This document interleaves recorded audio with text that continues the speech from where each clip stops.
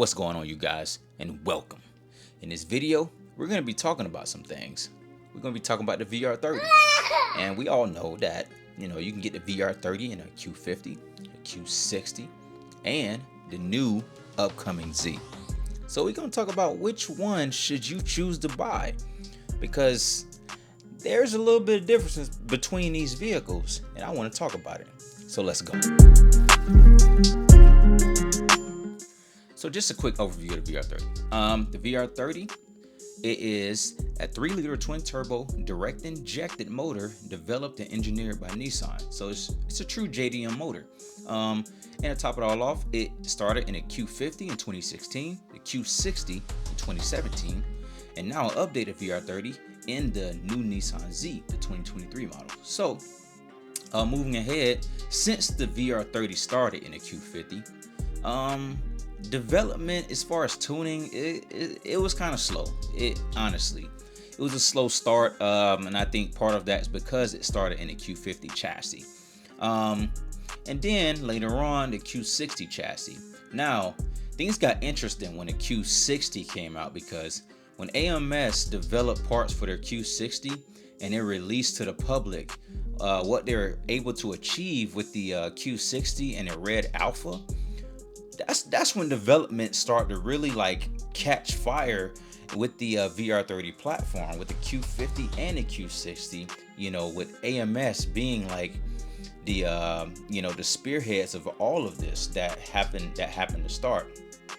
And then you get amazing tuners that start to get involved, and of course without EcuTech none of this would be possible, because we all know if you don't got EcuTech, you ain't really doing nothing. But moving on. So AMS released the red alpha, and then parts started to be developed. Now today we're starting to see Q50s breaking 10s regularly on the street. We're starting to see Q60s into the 9s on the strip, and we've also seen the VR30 platform break the 1,000 horsepower. The 1,000 horsepower just a milestone. So this is not one of those motors that's incapable, because it's totally capable. Now the question is, which car would you go with, now that you kind of see there is some potential with this motor? So let's get into it. Let's start with the Q50, the granddaddy of the bunch. So the Q50, it's a sedan. It's a 4-door sports sedan, and you can get it equipped with rear-wheel drive or all-wheel drive, and it has a 7-speed automatic transmission only. That's the only transmission you can get with this vehicle. Even though this transmission is not a ZF 8-speed, I still consider this one of the better torque converted transmissions that you can still get today. And the reason being is because it has very sporty characteristics. It shifts very quickly. Also, it has sporty characteristics, and to top it all off, it's reliable.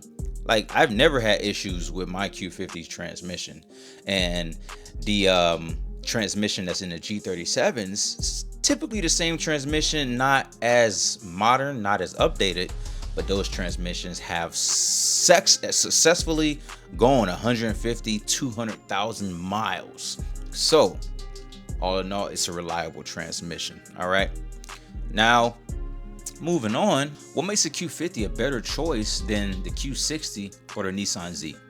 Well, that's pretty easy. 1, 2, 3, 4 doors. 4 doors makes it the better choice for to choose a Q50 over the Q60.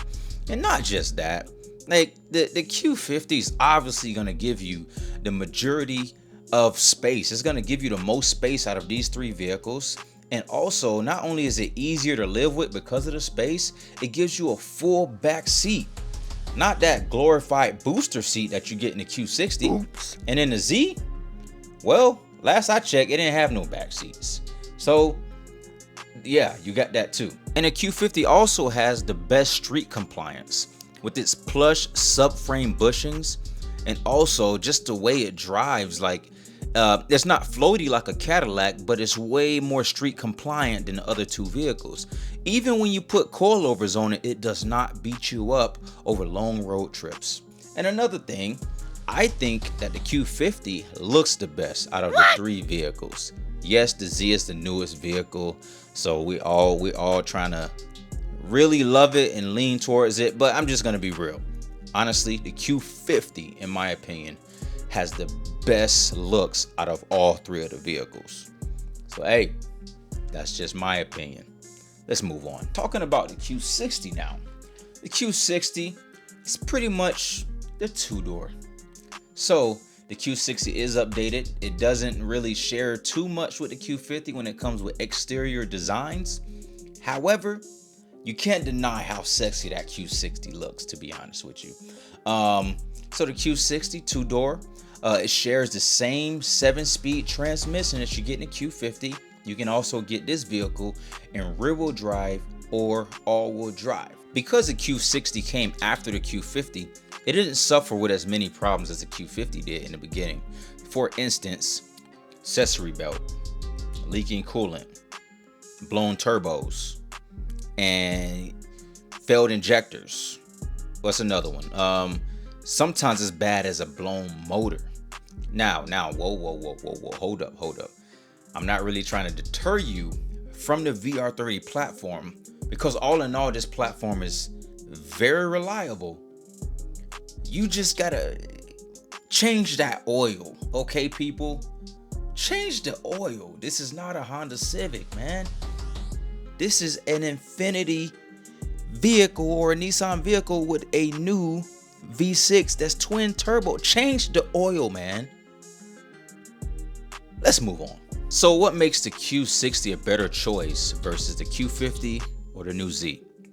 Well, this one's not as easy as a Q50, but there are a few that I can think of. Or maybe should I just say a couple? How it drives and how it looks. So let's talk about how it looks. I can't deny Q60, that is a sexy car. Now, even though I prefer the look to the Q50, the Q60 still has that neck breaker effect over the Q50. I don't know if you've ever been to a car meet or just to a local shopping center. The looks that people give when there's a Q60 around versus a Q50. And also, when you got the wheel and fitment and suspension setup just looking really nice, oh man, I can't help but to break my own neck when I see a Q60 looking like that. Now, how it drives, to be honest with you, when Infiniti developed this vehicle, they must have used some kind of katana sorcery or something, because even though this vehicle weighs the same as a Q50, it outperforms a Q50 in literally like every way. It has a better driving experience, it's better focused, and the steering is just, it feels better balanced. And even though the Q60 comes with the same Dunlap run flats that the Q50 uses, it's still able to pull several seconds faster lap times than the Q50. Yeah, sorcery. So I would say, if you prefer a two-door but you still want a back seat, hey, the Q60 might be the best bet for you. Let's move on. Let's talk about the Z. The new kid on the block, the all new Z.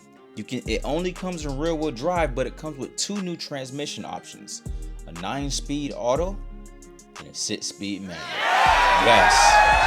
Yes, a 6-speed manual. The Z also has an updated VR30ddtt. What I do know what the Z has over the other cars when it comes to the updated VR30 is that it has bypass valves for the turbo. I don't know if Nissan learned a thing or two with the Q50 and the Q60, but that should help as far as with turbo longevity and durability. So even though this vehicle only comes with rear-wheel drive, on the flip side, this vehicle is the lightest of the group. So that's a good thing. And it's no secret that the Z has a long history in motorsport. Like, the Z just got released and it's already working its way into the 9s. It took the Q brothers years to reach that milestone. You know, and on top of, like, it's already on its way to becoming an actual JDM legend, unlike the Supra.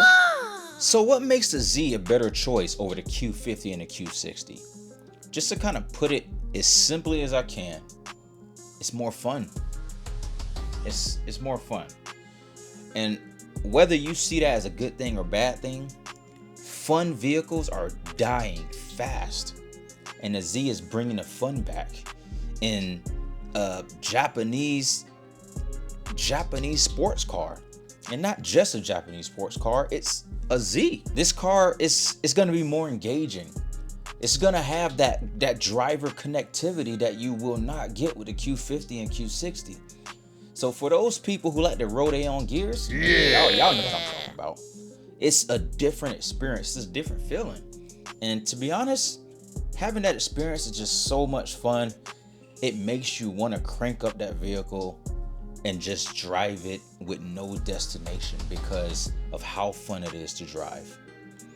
I've owned a Q50 and I didn't have that sensation with the Q50 versus like my Caliber SRT4. That car was so much fun. I would drive the car just to drive it. So the Z, you know, not comparing it to my cars, but the Z is gonna give you that over the Q50 and the Q60. So if you don't care about the fact that it has, you know, no extra space or no back seat, and you're looking for the pure driver experience, the pure connectivity that you're gonna get from a modern sports car, well, don't look no further than the Z. It's almost a good thing that Nissan is behind in the tech, because it makes it feel more analog, makes it feel more old school sports car like. And I see that as a great thing.